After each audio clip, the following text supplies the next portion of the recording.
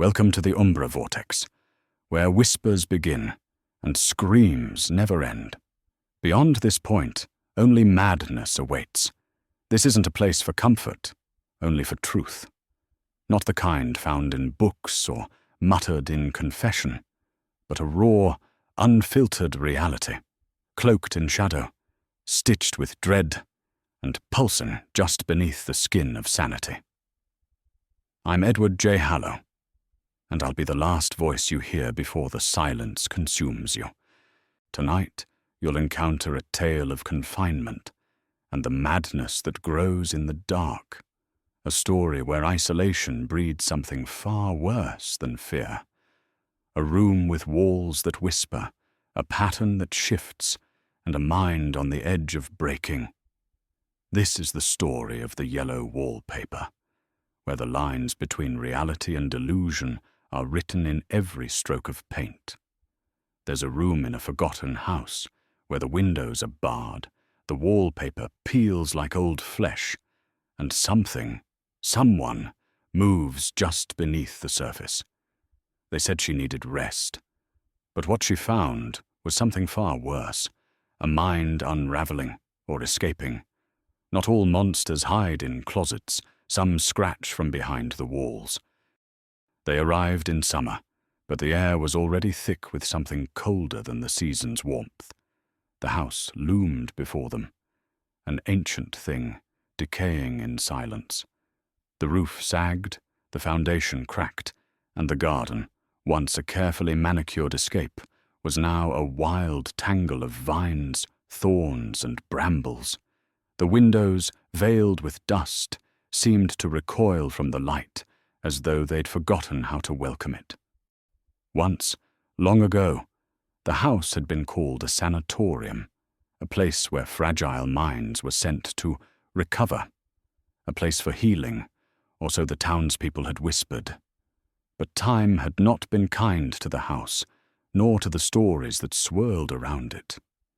Her husband, John, a man of unwavering belief in science and reason, insisted she needed what he called the rest cure. She had just given birth a few weeks before, and ever since he claimed she'd been suffering from a temporary nervous depression, a slight hysterical tendency, as he put it. No visitors, no writing, no excitement or stimulation, only silence, solitude, and strict bed rest in the room at the top of the house. "It's all in your mind, my dear," he'd said gently, placing his hands on her shoulders. "You simply need rest. The body must recover, and the mind will follow." But she knew better. Her mind wasn't the fragile one. Her body wasn't the problem. What she needed wasn't stillness or silence. It was escape. The room was tucked away in a forgotten corner of the house, high up where no one would hear her if she cried. It had once been a nursery. She could tell from the fading wallpaper, the gouges in the floor, the strange rings and scratches left behind by children long grown or gone. Now the space was stripped of anything joyful. The bed was nailed to the floor, the windows were barred. Even the air felt stale, heavy with something unsaid. But it was the wallpaper that unsettled her most. A foul, sickly yellow, like old bruises or rotting parchment. It curled from the walls in jagged strips, revealing streaks of black mildew underneath, like veins running through the house's skin. It stank of mold, and something worse. And still, there was something about it, something that moved. At first, she thought it was just the fever. She had been ill for so long, her nerves frayed, her body exhausted from childbirth and confinement. She would close her eyes for a moment, and when she opened them again, the wallpaper would be different. The shapes had shifted. The patterns, once seemingly random, now bulged and twisted at odd angles, like something was trapped just beneath the surface, trying to get out. She tried to ignore it, to follow John's instructions, to rest. But the wallpaper never stopped moving. One night, when the fever was at its worst and reality felt distant and flickering, she turned to John, her voice a strained whisper. "There's something wrong with the wallpaper. It changes when I'm not looking. It's watching me. There's something behind it." He looked at her with those cool, clinical eyes and gave her that same thin, practiced smile, the kind that never quite reached the corners of his mouth. "Don't worry, my dear," he said softly. "It's just nerves. You've been through a lot. This rest will help you feel better. The wallpaper is nothing, just a faded old pattern. Let it go. Don't focus on it." But she couldn't. Every night, the wallpaper twisted in her mind, bending and reshaping itself into grotesque forms. It wasn't just the texture or the color. It was alive. Something was behind it. Something watching her. She told herself she was imagining things, but the whispers told a different story. At first, they were faint, like the soft scrape of nails against wood, distant and barely perceptible. But they came every night, growing louder, more insistent. They seemed to come from behind the walls, from within the paper. The voices were unintelligible, but their tone was unmistakable. They were hungry. She could feel it deep in her bones, an almost visceral sense of yearning coming from the depths of the room. When John was away, making his rounds or speaking with his sister, she would stare at the wallpaper, unable to tear her gaze away from the twisted pattern. The longer she watched, the more the shapes in the paper seemed to move, to crawl. And then one night, she saw it. A figure. Pale. Skeletal. Gaunt. It crawled through the paper, its limbs twitching unnaturally, jerking as if they weren't quite human. Its face, or what passed for a face, was a hollow mask. Hollow sockets stared back at her from within the paper. No eyes. Only darkness. And yet, it knew her. She could feel it. Her breath caught in her throat. Her heart hammered against her ribs. The figure slid along the wallpaper, slow and deliberate. Its movements were eerily precise, like a marionette pulled by unseen strings. It crawled toward her, its body bending at odd angles.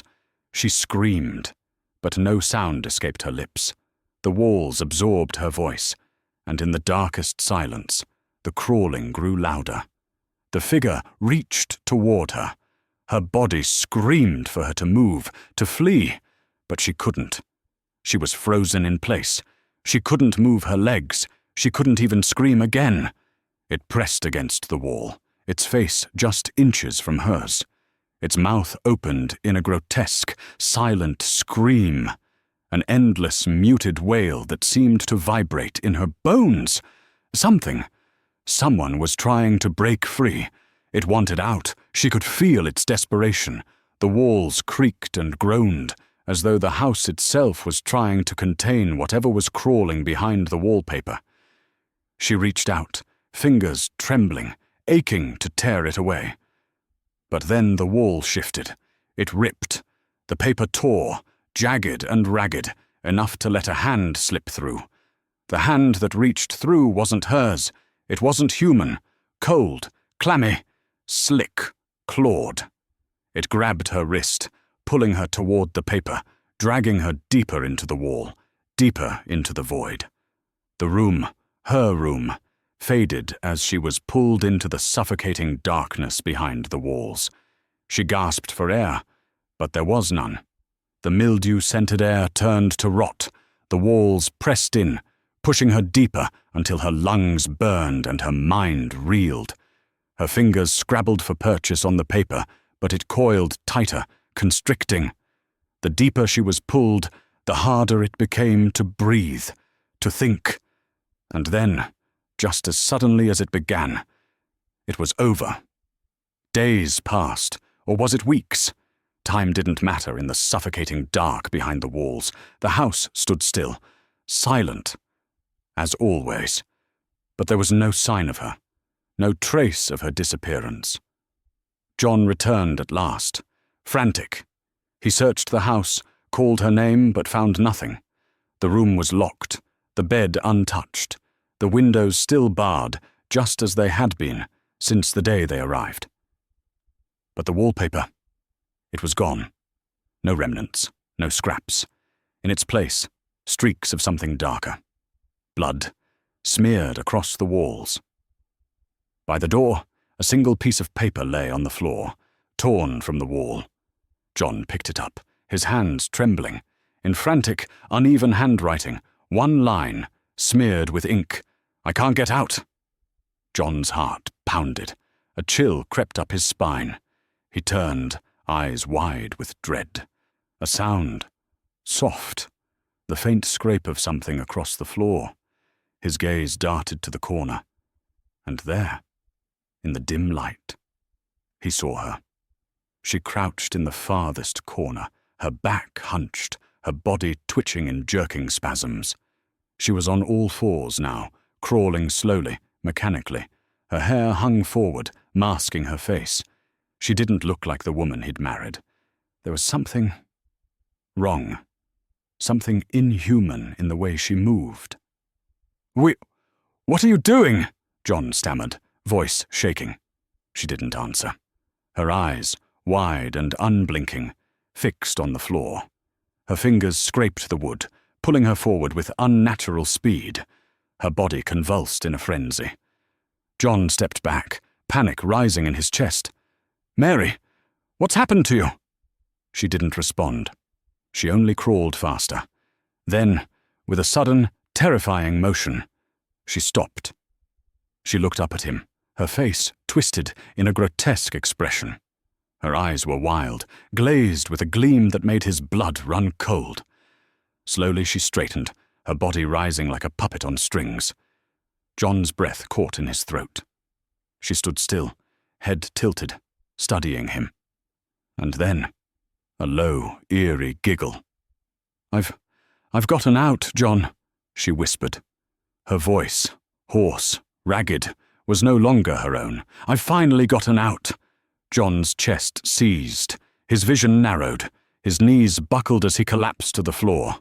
And in the end, what emerged wasn't the woman she had been, but what the walls had made her become. This was the Yellow Wallpaper, a tale of madness born not from ghosts, but from silence, solitude, and being unheard. I'm Edward J. Hallow, and some patterns once seen can never be unseen. Rest well, if your walls let you,